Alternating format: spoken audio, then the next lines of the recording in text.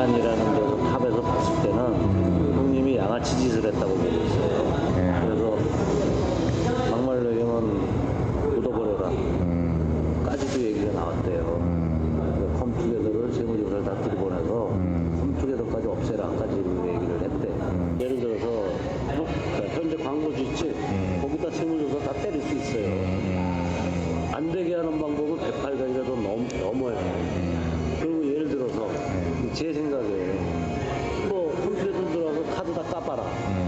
골프 친 거, 뭐 기업체 접대, 뭐 이런 기타 등을 다 생길 수 있거든. 그거 갖고 걔들한테 또 겁줄 수 있거든, 광고주도. 예, 강도가 굉장히 좀 높아졌었습니다. 계약을 하자마자 그들은 80% 지분이 90%로 가고, 그다음에 뭐 여러 가지 나중에는 저는 지분이 없고 자기들이 100%를 다 가져가는 걸로 그렇게까지 뭐 협박의 강도가 높아졌었습니다. 예. 뭐 묻어버리겠다라든지 그런 아니 그 단어들이 나오기 시작했어요. 그때 재단이라는 얘기를 처음 들었었어요. 이게 미르 재단이나 K스포츠 재단이 생기기에 훨씬 전이었었거든요. 전이죠. 예, 그래서 재단에서 묻어버리라고 한다. 뭐 이런 얘기가 나왔기 때문에 저희는 그 당시에는 이해를 못했었는데 그 단어를 예. 지금 알고 보니까 이제 그 후에 재단 설립을 염두에 두고 있었던 것 같습니다. 한상규 씨가 대표로 있는 컴투게더는 포레카 회사를 인수하려고 했었죠. 그렇습니다. 그런데 상당한 방해가 있었죠. 예, 또 협박이 있었죠. 그렇습니다. 어떤 쪽으로부터 협박이 있었습니까? 그 당시엔 몰랐는데 지금 알고 보니까 최순실 씨와 박근혜 대통령까지 배후에 있었고요. 그 당시에는 그들의 밑에 있는 포레카의 김영수 대표와 모스코스의 김홍탁 대표, 모스코스의 김경태 이사 이 세 명이 초기에 저를 협박했습니다. 그 구체적인 협박 내용을 좀 소개해 줄 수 있겠습니까? 예, 포레카를 인수하고 지분을 80%를 내놓으라고 협박을 했습니다.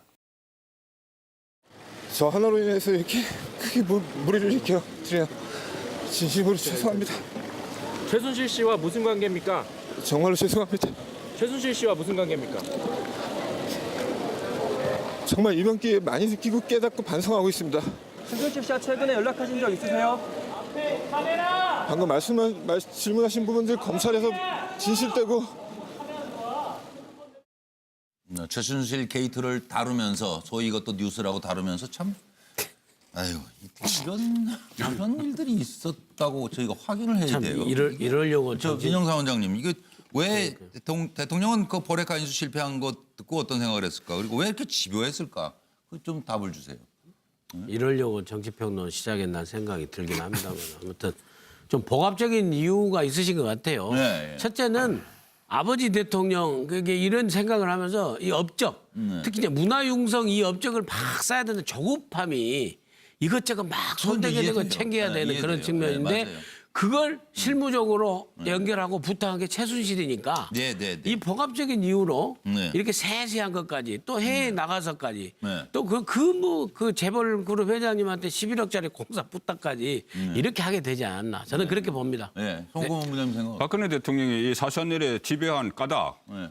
최순실 씨가 그만큼 집요하게 박근혜 대통령에게 부탁을 했기 때문이라고 봅니다. 정호성 전화에 보면 나오죠. 예, 그 나오죠. 네, 그런 그건 흔적들이 나와요. 지금 나오지 않습니까? 아니, 정호성도 중간에 죽을 그러니까 뭐 맛있었어요. 중국에까지 가서 이 일에 야. 그 포레카 일에 네. 개입을 했다는 것인데 관여를 했다는 것인데 네. 이 포레카가 원래 포스코의 자회사였죠. 자회사 광고회사인데 이것을 그 컴투게더가 인수를 했고 네. 인수를 하고 그 중에서 지분의 80%를 내놓으라고 하는 것이 잔택 씨였죠.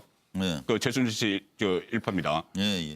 박근혜 대통령은 그러면 이게 안 되는 이유를 보고 결국 뭐 무산됐는데 어떤 생각을 했을까? 이 박근혜 대통령이 이 포스코에 대해서는 굉장히 애정이 있어요. 예. 그 아버지가 박정희 전 대통령이 그럼요. 박정희 대통령 네. 그 네.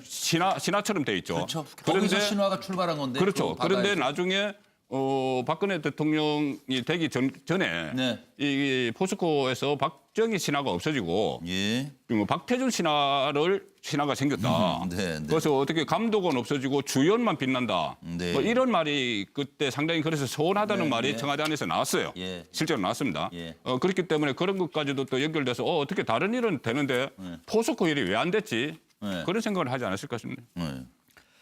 박사님. 제가 받았습니다.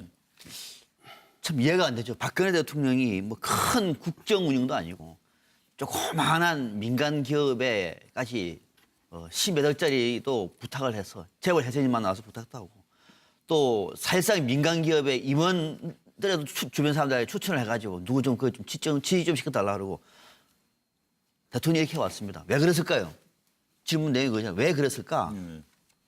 이 얘기는 뭐냐면은 최순실이 그러니까 질문의 내용이 왜 박근혜 대통령이 사소한 일에 집요하게 여기 매달렸을까? 최순실이 집요하게 체크하니까 그러던 거죠. 똑같습니다. 방금. 감독관처럼 네. 일일이. 그럼 그러니까 최순실이가 계속 대통령한테 이거 어떻게 된 거냐 하니까 대통령도 계속 그 어떻게 되는지 물어보는 거예요. 대통령이 KT 코퍼레이션을 어떻게 할 것이며 KT 임원을 어떻게 할 것이며 포스코의 인사 홍보팀장이 누군지 어떻게 하겠어요.